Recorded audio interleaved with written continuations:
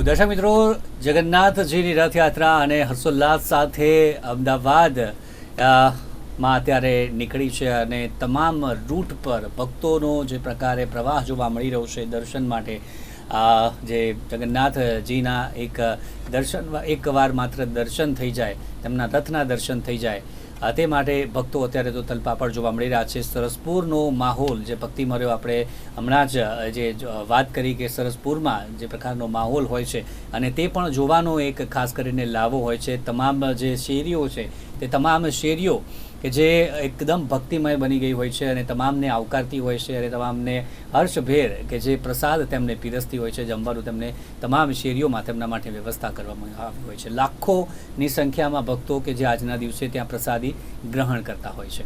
હવે રથયાત્રાની વાત કરીએ તો ત્યાંથી નીકળી ગયા છે સરસપુર મામાના ઘરેથી, અને હવે જે રૂટ પર જશે, હવેનો રૂટ છે તે ક્યાંક ને ક્યાંક સંવેદનશીલ પણ માનવામાં આવે છે અને ત્યાં ચુસ્ત પોલીસ બંદોબસ્ત પણ ગોઠવી દેવામાં આવ્યો હોય છે.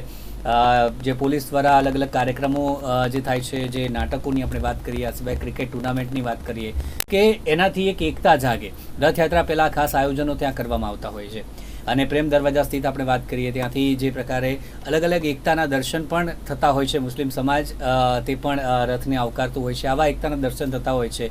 હવેનો જે રૂટ છે ત્યાં આ એક એકતાના સંગમ, ભક્તિ અને એકતાનો સંગમ કે જે જોવા મળશે, ખાસ કરીને તેની આપણે આગળ ચર્ચા કરીશું. હરિપ્રસાદ ભટ્ટજી આપણી સાથે જોડાયેલા છે. હરિપ્રસાદજી, આગળ વાત કરીએ, જે મેં વાત કરી ભક્તિ અને એકતાનો સંગમ, હવે અહીંથી રથ નીકળશે. દરિયાપુરનો જે વિસ્તારની આપણે વાત કરીએ, પ્રેમ દરવાજા સ્થિત વાત કરીએ, મેં વાત કરી કે મુસ્લિમ બિરાદરો દ્વારા તેને આવકારવામાં આવશે રથને, અને એકતાનો એક સંગમ અહીંયા જોવા મળશે.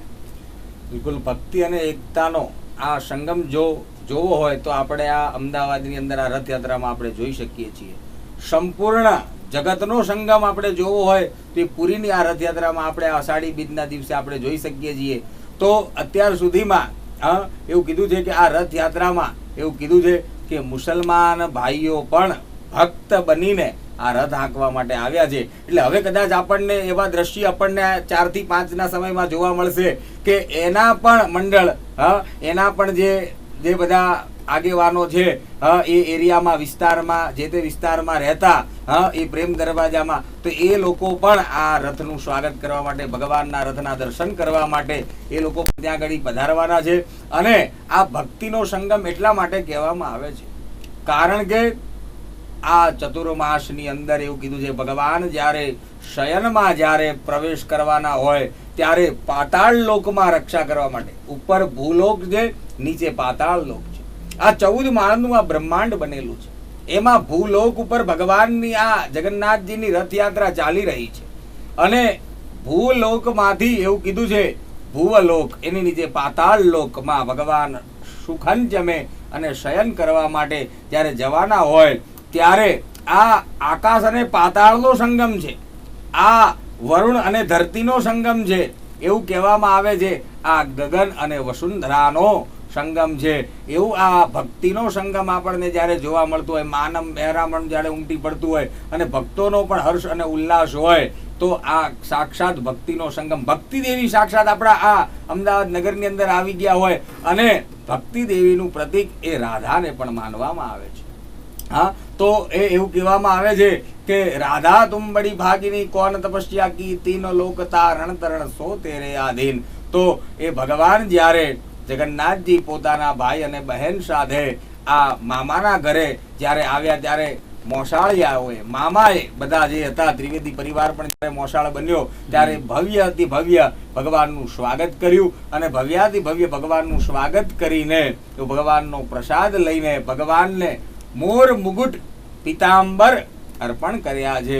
કારણ કે ભગવાનને એવું કીધું છે કે મોર પીછ બહુ વાલું છે, એટલે ભગવાનનો રંગ પણ ભૂરો છે અને ભગવાન નીલ વર્ણના પણ કહેવામાં આવે છે, મેઘ વર્ણના પણ કહેવાય. નીલ એ મેઘ વર્ણ છે, તો ભગવાનને એ જાંબલી કલરના જામા, એવું કહેવામાં આવે છે, વીરને જરી ભરેલા જામા. એવી રીતે આ સાફા ભગવાનને બ્લુ કલરનો, ભૂરા રંગનો સાફો મામા તરફથી, મોસાળ તરફથી અર્પણ કરવા, ભગવાનને અનેક પ્રકારના શૃંગાર અર્પણ કરવામાં આવ્યા છે. અને ત્યારબાદ આ પોતાના નિજ મંદિર તરફ, જે જમાલપુર છે, એ તરફ જતો હોય છે. અને એ જ વિસ્તાર આપણે જે કહ્યું હતું એ વિસ્તાર બહુ આપણને એવું ચિંતાજનક માનવામાં આવે છે. તો એ વિસ્તારમાં પણ એવું કીધું છે દરેક ભક્તજનો આનંદથી ભગવાનનો રથ હાંકતા હોય છે, ભગવાનના રથના દર્શન પણ કરતા હોય છે. અને એ વિસ્તારમાં પણ બધા ભક્તજનો, ત્યાંના વિસ્તાર સ્થાનિક વાસીઓ પણ આ ભગવાનના રથનું સ્વાગત અને ભગવાનના રથનું પૂજન કરતા હોય છે. જી, તો એકતાના દર્શન પણ થશે અને સાથે જ વાત કરીએ હવે નિજ મંદિર પરત ફરી રહ્યા છે અલગ અલગ રૂટથી અને પહોંચશે ત્યારબાદ આરતી કરવામાં આવશે નિજ મંદિર પહોંચ્યા બાદ. પરંતુ એ બાદની વિધિ કઈ રીતની હોય છે જ્યારે નિજ મંદિર પહોંચે છે ત્યારબાદથી લઈને આવતીકાલે જે વાત કરીએ તો રથની અંદર જે ભગવાન બિરાજમાન છે તેમને મંદિરની અંદર ક્યારે લેવામાં આવતા હોય છે, તે શું વિધિ છે? તો સૌ પહેલા તો જગન્નાથજી ભગવાનનો રથ જ્યારે પુરીમાં 9 દિવસ પછી 11મા દિવસે 10મે દિવસે જ્યારે પાછું આવે એકાદશીના દિવસે, ત્યારે ભગવાનને એવું કીધું દ્વાર કપાટ બંધ કરીને અંદર રાખવામાં આવે છે.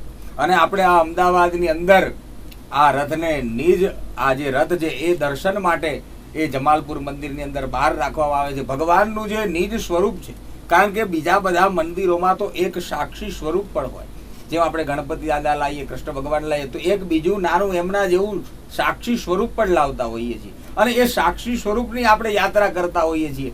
પાલખી પણ લઈ જતા હોઈએ તો એ સાક્ષી સ્વરૂપની આપણે પાલખી કાઢતા હોઈએ છીએ. પણ આ રથયાત્રામાં જગન્નાથજીનું એક જ મંદિર એવું છે કે જેમાં સ્વયં કોઈ સાક્ષી સ્વરૂપ હોતું નથી. સ્વયં ભગવાન અંદર જે બિરાજમાન જે નિજ મંદિર છે એ જ સ્વરૂપને બહાર લેવામાં આવે છે, રથમાં બેસાડવામાં આવે છે અને એની જ રથયાત્રા નીકળે છે. અને જ્યારે રથયાત્રા ફરીને જ્યારે પાછી આવે, પોતાના નિજ મંદિરમાં જ્યારે પાછી આવે છે ત્યારે એ રથને દર્શન માટે મૂકવામાં આવે છે. અને પોતાના ભગવાનનું જે સ્વરૂપ છે, ભગવાન જગન્નાથજીનું સ્વરૂપ, બલભદ્રજીનું સ્વરૂપ અને સુભદ્રાજીનું સ્વરૂપ, એ એમનું તેજ બિંદુ નિજ મંદિરમાં જે ગર્ભગૃહ જે સ્થાન કહેવામાં આવે છે, જેને વૈકુંઠ સ્થાન કહેવામાં આવે છે, એની અંદર બિરાજમાન કરવામાં આવે છે. અને જે ભગવાનના જે રથ છે એ સંપૂર્ણ જે કાષ્ઠથી બનેલા છે, એમાંથી પાછા એવું કીધું છે આખું વર્ષ દરમિયાન પાછા નવા રથ બનવાની તૈયારી ચાલતી હોય. એટલે આખું વર્ષ દરમિયાન આ જૂના રથના સંસાધનોનો ઉપયોગ કરીને જ જૂના રથના જે પૈડા છે, જૂના રથના જે કાષ્ઠ હોય છે, જૂના રથના જે શણગારનું જે સાધનો હોય છે એનો જ ઉપયોગ કરીને નવા રથ બનાવવાની શરૂઆત પણ થઈ જાય છે. એટલે એવું કીધું છે કે જૂના ભૂતકાળમાંથી આપણે નવું કેવી રીતે શીખીએ. અને આ રથ, આ ભગવાનનો જે રથ છે એ રથ દર્શન માટે ત્યાં આગળ મૂકવામાં આવે છે. અને ભગવાનનું જે સ્વરૂપ છે એ નિજ આસનમાં, નિજ મંદિરમાં મૂકવામાં આવે. ત્યારબાદ ભગવાનની ફરી પાછી મહા આરતી કરવામાં આવે છે, ભગવાનનો ભોગ લગાવવામાં આવે છે. ત્યારબાદ ભગવાનના કપાટ બંધ કરીને ભગવાન જ્યારે ભગવાન શયન કરે અને ત્યારબાદ ભગવાનનો જે મહાપ્રસાદ છે એ બધા ભક્તજનો એવું કીધું છે કે સાધુ સમાજની મંડળ, મહિલા મંડળ, આ બધા જ લોકો ભગવાનના ભંડારાનો પ્રસાદ લઈને, પેલા સાધુ સમાજનો પ્રસાદ હોય છે, પછી મહિલા મંડળનો પ્રસાદ હોય છે અને ત્યારબાદ દરેક ભક્તજનો પ્રસાદ આનંદ અને ભગવાનના દર્શનનો અનુભવ કરે છે. જી, સાથે જ જે પ્રકારે વાત કરીએ, અપડેટ આવી રહી છે અલગ અલગ જગ્યાએ પણ જે રથયાત્રા યોજાતી હોય છે. વડોદરામાં જે રથયાત્રા યોજાઈ તેમાં જે એક બંદોબસ્ત દરમિયાન એક પોલીસ જવાનનું મોત થયું છે ગભરામણ તેના કારણે. આવી ઘટનાઓ પણ જે બનતી હોય છે. આ પ્રથમ વખત આવી કદાચ ઘટના બની છે. એટલે લોકો જે દર્શન કરવા આવે છે, મોટી માત્રામાં ભીડ હોય છે. આ જે રથયાત્રાની આપણે વાત કરીએ ત્યારે લોકોએ પણ ખાસ સાવચેતી રાખવી જોઈએ. જે બંદોબસ્તમાં છે તેમણે પણ સાવચેતી રાખવી જોઈએ. આજુબાજુ જે લોકો હોય છે તે તો તેમનો સાથ આપતા જ હોય છે, પરંતુ કઈ રીતે ખાસ આટલી મોટી રથયાત્રા હોય છે, લોકો હોય છે, તો આમાં આવી ઘટનાઓ ન બને તેના માટે શું સાવચેતી રાખવી ખાસ કરીને? ખરેખર આ તો ભગવાનનું જ મેનેજમેન્ટ છે અને આપણું મેનેજમેન્ટ તો આપણે કહી શકીએ, પણ ભગવાનની કૃપા હોય તો જ આપણે આવી વ્યવસ્થા આપણે કરી શકતા હોઈએ છીએ. અને એમાંય કદાચ જો વ્યવસ્થામાં કદાચ અભાવ લાગતો હોય તો સ્વયંસેવી બનીને, સ્વયં સંઘ બનીને, સ્વયંસેવી બનીને પોતે જાતે જ ભક્તોની સેવા કરવી જોઈએ. ભગવાનનો આ રથ એવું કીધું છે, આપણને તો આ એક દિવસનો માત્ર લાભ મળ્યો છે. તો ભગવાનને આપણે પ્રાર્થના કરીએ કે આ રથયાત્રામાં જે કોઈને પણ તકલીફ પડી છે એની તકલીફ ભગવાન દૂર કરે. આ રથયાત્રા પછી જે કોઈ પણ એવું કીધું છે કે ભગવાનના આ રથયાત્રામાં જોડાયેલા છે એને એન કેન પ્રકારેણ કોઈએ તનથી સેવા કરી, કોઈએ મનથી સેવા કરી, કોઈએ ધનથી સેવા કરી. પત્રકાર બંધુએ, સ્વયંસેવી પોલીસ કર્મીઓએ પોતાના શરીરથી, મનથી સેવા કરી છે. હા, સંવાદદાતા બનીને જે કોઈએ સેવા કરી છે, કોઈએ વાણી આપીને સેવા કરી છે. ભગવાન એનું કલ્યાણ કરે છે. અને ભગવાન જગન્નાથજી એવું કીધું છે કે જે જો જગતના નાથ છે તો મારા પણ નાથ છે, નાથોના પણ નાથ છે. એટલા માટે ભગવાન જગન્નાથજીને આપણે પ્રાર્થના કરીએ કે આવી ભૂલચૂક આપણે સ્વયંસેવી બનીને આ રથયાત્રાને, ધર્મની ગાડીને, ધર્મના રથને અર્થના મુકામે, કામના મુકામે અને અંતે મોક્ષના મુકામે આપણે પહોંચાડીએ, એવી આપણે દરેક ભક્તજનોને મારી પ્રાર્થના છે. અને આ વડોદરાની અંદર જે આ બનાવ બન્યો એના માટે પણ આપણે પ્રાર્થના કરીએ કે જલ્દી એ સ્વસ્થ થાય, એવી આપણે ભગવાનને પણ પ્રાર્થના કરીએ. અને રથયાત્રા જે આટલો મોટો માનવ મહેરામણ થયો હોય તે આવી નાની નાની ઘટનાઓ તો થવાની જ છે, પણ એને પણ આ અવસર માનીને ભગવાનનો યોગ, યોગાનુયોગ સંયોગ માનીને સ્વીકારી લેવી જોઈએ. કારણ કે ત્યાં પુરીમાં તો એટલા લોકો કચડાઈ જતા હોય છે, એટલા લોકોને એવું કીધું છે કે શ્વાસ નથી લઈ શકતા, એટલી આ ભીડના કારણે. જો એવી જગ્યાએ પણ લોકો, આ ભક્તો એવું કીધું છે કે જો ભગવાનના દર્શન કરવા માટે આટલી ભીડ સાથે પણ જો આવતા હોય તો આપણે તો અવશ્ય ભગવાનના દર્શન કરવા જોઈએ. તો આવી નાની નાની ભીડોથી ગભરાવાની જરૂર નથી, પણ પોતે સ્વયંસેવી બનીને, ભગવાનના નામમાં તલ્લીન બનીને ભગવાનના દર્શન કરવાનો જ એક ભાવ હોવો જોઈએ. કારણ કે શુદ્ધ ભાવે પ્રભુ સ્થાપ્ય. ભગવાનની આગળ બધું ચાલશે પણ ચતુરાઈ ચાલશે નહીં. ભગવાનની આગળ બધું ચાલશે પણ બુદ્ધિ ચાલશે નહીં. એટલે બુદ્ધિનો ઉપયોગ ના કરવો.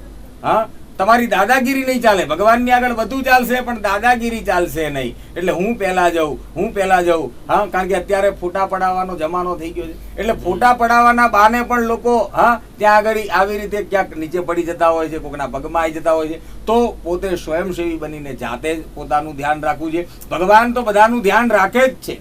હા, પણ આવા ભગવાનને કોઈ દોષ ન દેવો જોઈએ, આપણી સંસ્કૃતિને કોઈ દોષ ના આપે એવી વ્યવસ્થા જાળવવી જોઈએ. જી, જે પોલીસ કર્મીની વાત કરી, કમનસીબે તેનું મૃત્યુ થયું છે આ ઘટનામાં. તેમને અચાનક ગભરામણ થવા લાગી બંદોબસ્ત દરમિયાન, અને પ્રાર્થના કરીએ કે આત્માને શાંતિ મળે, પરમાત્મા આત્માને શાંતિ આપે. ભગવાનના રથયાત્રામાં આ આપણા જે વડોદરાના જે પોલીસ કર્મી હતા, જે આપણા જ ભાઈ હતા, આપણા અને આપણા જ એ સેવામાં, આપણી જ સેવામાં જે હાજર હતા, પરમાત્માના એમને દર્શન થાય, ભગવાન જગન્નાથજીના એમને દર્શન થાય, એમને વૈકુંઠ ધામ મળે, એવી જ અમારી શ્રદ્ધાંજલિ. આગળ વાત કરીએ, જે રથની વાત કરીએ. હવે પ્રેમ દરવાજા ખાતે પહોંચવા આવ્યા છે રથ, અને ત્યાં તેમનું જે પ્રકારે આપણે વાત કરી હમણાં જ કે એકતાના દર્શન થતા હોય છે, હિન્દુ મુસ્લિમ એકતાના દર્શન, અને મુસ્લિમ બિરાદરો તેનું સ્વાગત કરતા હોય છે. ત્યારે પ્રેમ દરવાજા ખાતે થોડીક જ સમયમાં રથ પહોંચવાના છે અને ત્યાં દ્રશ્યો જોવા મળવાના છે. રથની વાત કરીએ હવે. પુરીનો જે રથ છે તેની વાત કરીએ. સાથે જે અહીંયાના જે 3 રથ છે જે નવા બનાવવામાં આવ્યા, ખાસ કરીને 2 વર્ષ થયા છે નવા રથ બનાવવામાં આવ્યા. ને રથનું શું મહત્વ છે ખાસ કરીને એની વાત કરીએ તો? કારણ કે ભગવાનના દર્શન તો થાય છે, કોઈ નથી કરી શકતું, પરંતુ રથને એક અડકવાનું, એના દર્શન કરવાનો પણ લાભો લોકો ચૂકતા નથી હોતા. બિલકુલ, રથનું મહત્વ છે કે શરીરને રથ કહેવામાં આવે છે. શરીર માધ્યમ ખલુ સર્વ સાધનમ. એટલે શરીર હંમેશા ઉદ્યમી રહેવું જોઈએ, સતત આગળ વધતા રહેવું જોઈએ. એટલે જ આ ભગવાનનો રથ છે. શરીરને રથ માનવામાં આવે છે. આ પૃથ્વી છે એને પણ રથ માનવામાં આવે છે. પૃથ્વીનો ગોળો સતત તમે આપણે બ્રહ્માંડમાં, યુનિવર્સમાં જોઈએ તો ચાલતો જ રહે છે. એવી રીતે ભગવાનનો રથ ક્યાંય અટકતો નથી. હા, એટલા માટે જ આ રથનો મહિમા છે. આ રથ એવું કીધું છે, હે પ્રભુ, હે નારાયણ, હે જગતના નાથ, તમે પાલન કરવા વાળા છો, પોષણ કરવા વાળા છો, તો તમે આ મારા રથનું પણ પાલન અને પોષણ કરજો. હા, એટલે આ શરીરને રથ એટલા માટે કહેવામાં આવે છે કારણ કે એ રથની અંદર ભગવાન બિરાજમાન હોય છે. અને આપણે જોઈએ છે કે રથની અંદર ભગવાન બિરાજમાન હોય છે. 3 તત્વોમાં આ શરીર બનેલું છે. એટલે આ 3 ભાગ છે. એક રથ બલભદ્રજીનો, એક રથ સુભદ્રાજીનો, અને એક રથ છે ભગવાન કૃષ્ણ પરમાત્માનો. તો એને જ સત્વગુણ, રજગુણ અને તમગુણ કીધા છે. તો રજગુણ છે એ સુભદ્રાબેનનું પ્રતીક છે, એના રથ એ રજોગુણનું પ્રતીક છે. એટલા માટે એ રજોગુણનો વર્ણ રંગ પણ એવો જ હોય છે. હા, અને એટલા માટે જ એ સુભદ્રાજીના જે રથનું નામ છે એના માટે એનું નામ તાલદવન ધ્વજ એવું કહેવામાં આવેલું છે. ત્યારબાદ સત્વગુણી જે રથ છે એ ભગવાન શ્રી કૃષ્ણ પરમાત્માનો અંતમાં કીધું. પહેલા તો તમોગુણી રથ છે જે બલભદ્રજીનો છે. એટલે સત્વગુણ, રજગુણ અને તમગુણ જેમ સંક્રમ હોય, સંક્રાંતિ હોય, એમ વિક્રમ હોય. સીધો ક્રમ અને ઊંધો ક્રમ, ચડતો ક્રમ અને ઉતરતો ક્રમ હોય. એવી રીતે જેમ તમોગુણ થી રજોગુણ આવે, રજોગુણ થી સત્વગુણ આવે, એવી રીતે જ્યાં પણ સત્વગુણ હોય છે, જ્યાં ભગવાન આવી જાય ત્યાં બીજું કાંઈ આવતું નથી, ત્યાં શાંતિ જ આવે છે. જ્યાં ભગવાન હોય છે ત્યાં અખંડ હોય છે, ત્યાં અખંડતા હોય છે, ત્યાં એકતા હોય છે, ત્યાં શાંતિ હોય છે. એટલા માટે આ ભગવાનના રથ એવું કીધું છે, મારો રથ, આ રથ મારો છે, આ ઘર મારું છે, આ દેશ મારો છે, આ નગર મારું છે. જ્યાં એવી શ્રદ્ધા ને એવો ભાવ આવી જાય કે આ મારું છે, આ સર્વસ્વ મારું છે, હા, તો એને પછી દ્વૈત રહેતો નથી, અદ્વૈત થઈ જાય છે. પછી એકનો નિરાકારનો અનુભવ થાય છે. એને જ જગતના નાથ કહેવાય છે. પણ પહેલા તો ક્ષેત્રને જાણવું જોઈએ. એટલે ક્ષેત્રને જાણવા માટે રથ છે, રથને જાણવું જોઈએ. રથમાં પૈડા હોય છે, રથમાં છત્ર હોય છે, બધું જ જોઈએ આપણને. છત્ર પણ જોઈએ, રહેવા માટે ઘર પણ જોઈએ, ફરવા માટે વાહન પણ જોઈએ. તો આ ભગવાનનું એક વિકલ્પ છે, ભગવાનનું આ વાહન છે. તો તમામ જરૂરિયાત જે મનુષ્યને જોઈએ એ ભગવાનને પણ જોઈએ છે. જે આપણે જોઈએ એ ભગવાનને પણ આપણે અર્પણ કરવાનો ભાવ છે. તેરા તુજકો અર્પણ ક્યાં લાગે મેરા, ભગવાને આપેલું ભગવાનને અર્પણ કરવાનો ભાવ. એટલે કે આ રથયાત્રા અને આપણું રથ ભગવાનને અર્પણ કરો. ભગવાનને કહેવાનું કે તમે મારી અંદર બિરાજમાન થઈ જાઓ અને પછી હું તમને મારા રથથી હું તમને નગર દર્શન કરાવડાવું. હે પ્રભુ, તમે કાયમ મારા રથમાં. એટલે જેટલા લોકો આ રથયાત્રામાં આવ્યા છે બધાયના હૃદયમાં, બધાયના શરીર રૂપી રથમાં ભગવાન હોય તો જ એ ભગવાનના દર્શન કરી શકે. પણ જેના હૃદયમાં, જેના શરીરમાં ભગવાન નથી, એવા નરાતમ નાસ્તિકો, એકતામાં માનતા નથી, એવા નરાતમ અધર્મીઓ, એવું કીધું છે શાંતિ રાખતા નથી, અશાંતિ ઉત્પન્ન કરતા હોય છે. તો એવા અશાંત, અધર્મી, વિધર્મીઓનો નાશ કરવા માટે ભગવાન રથ લઈને નીકળ્યા છે, સુદર્શન ચક્ર લઈને નીકળ્યા છે. એટલા માટે ભગવાને ગીતાજીમાં પણ કીધું, યદા યદા હિ ધર્મસ્ય, જ્યારે જ્યારે પણ હું આવું ત્યારે ત્યારે ધર્મની સ્થાપના કરું છું. પવિત્રાણાય સાધુનામ, જેટલા પવિત્ર છે, જેટલા પણ મારા ભક્તજનો છે, એને દર્શન આપવા માટે ભગવાન નિજ મંદિરથી નગર યાત્રા કરવા માટે આવે છે. વિનાશાય ચ દુષ્કૃતામ, અધર્મીઓનો, વિધર્મીઓનો નાશ કરવા માટે ભગવાન આવે છે. ભગવાન જન્મ લે. સંભવામી યુગે યુગે, યુગે યુગે નો અર્થ એવો થાય છે સમય સમય. કઈ કલયુગ, સતયુગ, દ્વાપર, ત્રેતા નહીં, પણ સમયે સમયે, પ્રતિ સમય અને દરેક ક્ષણે. હું તો કહું છું કે મિનિટે મિનિટે, સેકન્ડે સેકન્ડે પણ સમયે સમયે ભગવાનની જ્યારે મરજી હોય ત્યારે ભગવાન જન્મ લઈ શકે છે. ભગવાન એને દર્શન પણ આપે છે. એટલે એ જ ભક્તો ભગવાનના દર્શન કરવા માટે આજે આ સાબરમતી નદીના કિનારે, જ્યાં દધીચી ઋષિએ તપ કર્યું, જ્યાં કર્ણ રાજાએ તપ કર્યું, જ્યાં સિદ્ધરાજ જયસિંહે તપ કર્યું, અને આજના નેતાઓ પણ આજે આ તપ કરવા માટે, આજના ભક્તજનો, નગરવાસીઓ પણ આ સવારથી જોઉં છું બધા તપ કરી રહ્યા છે. બધા જ સ્વયંસેવિકો પણ તપ કરી રહ્યા છે, ભગવાનના રથને હાંકી રહ્યા છે. અને બધા જ આપણા નગરવાસીઓ પણ ભગવાનના રથને જોવા માટે, ભગવાનની ઝાંખી કરવા માટે, આટલી બધી આ ભીડમાં પણ ભગવાનના ક્યાંક મને દર્શન થઈ જાય એવી શ્રદ્ધા સાથે લોકો જોડાયા છે. જી, તો દર્શક મિત્રો, અત્યારે આપણે જે પ્રકારે ચર્ચા કરી કૃષ્ણ ભક્તિમાં લઈને, અને ઘણી બધી ચર્ચા આજના દિવસે થઈ શકે છે, અને સવારથી સતત આપણે ચર્ચાઓ કરી રહ્યા છીએ રથયાત્રાને લઈને, તેનાથી જોડાયેલી કથાઓને લઈને, તેને રથને લઈને, ભગવાનના સ્વરૂપને લઈને, અને જે ભક્તો છે તેમની ભક્તિને લઈને, આ તમામ બાબત પર ચર્ચા કરી રહ્યા છે. આપણી સાથે અત્યારે જોડાયા હતા હરિપ્રસાદ ભટ્ટજી, આપનો ખૂબ ખૂબ આભાર અમારી સાથે જોડાયા હતા. જય શ્રી કૃષ્ણ, જય રામ. તો દર્શક મિત્રો, આગળ પણ જે ચર્ચા યથાવત રહેવાની છે. રથ ક્યાં પહોંચ્યા છે તેને લઈને સતત અપડેટ અને ભક્તિભર્યો માહોલ નિર્માણ ન્યૂઝ પર આપ સતત જોઈ રહ્યા છો. હાલ બસ આટલું જ. નમસ્કાર.